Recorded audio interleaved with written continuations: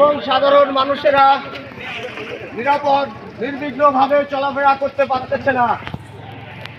সবসময় মনে হচ্ছে এই বুঝি কখন আমার এবং আমাদের সবকিছু চিন্তাই করে নিয়ে গেল।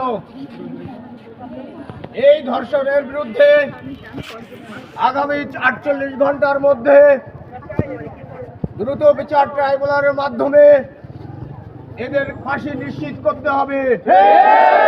শুধুমাত্র কঠোর শাস্তি নয়, সামাজিক সচেতনতা, নারীদের প্রতি দৃষ্টিভঙ্গি পরিবর্তন সহ আমাদের প্রত্যেকের জায়গা থেকে সচ্ছল থাকতে হবে।